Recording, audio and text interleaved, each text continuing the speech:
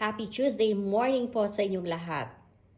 Samahan niyo ulit kami sa aming breakfast. Actually, ang tawag ko po rito hindi na breakfast kasi it's already 11:30 a.m. So malapit na mag-lunch. Brunch na po ito. Okay, so ito po ang aming brunch for today. Garlicky fried rice. Nakita naman ninyo kung gaano karami ang garlic niyan. Ang sarap po ng maraming garlic sa fried rice, ano?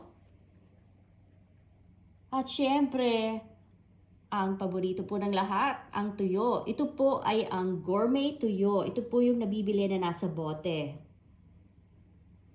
Vienna sausage. Naku, paborito po ng mga bata yung Vienna sausage na yan.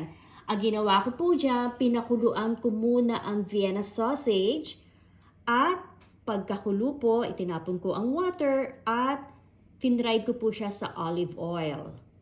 Kaya syempre nawala ang preservatives niya, hindi ba? Pagka pinapakuluan po. Ganyan po ang gagawin din ninyo. Huwag po basta-basta ninyong idediretso sa mantika. Ang gawin po ninyo, pakuluan muna po ninyo kahit na po yung hot dogs. Remember, dati po sinabi ko na po sa inyo, ang hot dogs basta't magluluto pa kayo, pakukuluan muna po ninyo.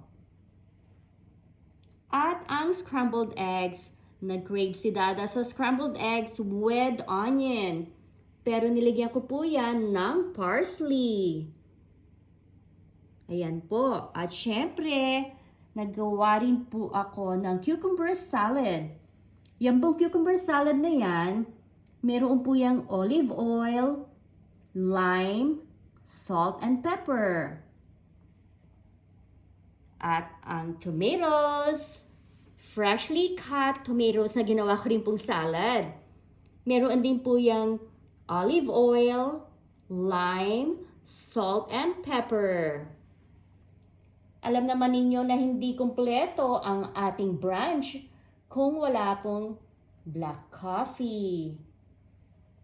At syempre, hindi mawawala ang ating dessert. Ito po ang grapefruit. Okay, so ayan po, ready na po kami kumain ni Dada. At kung tatanungin naman po ninyo si Kevin, siya po ay nasa work today. Kaya parati lang kami ni Dada nagbe-breakfast. Ayan po, napakasarap ng breakfast at talagang gutom na kami at sinabi nga ni Dada ko gutom na rin siya. Okay, so this is actually brunch at marami pong salamat sa inyong panunood hanggang sa muli. Don't forget to subscribe to my YouTube channel.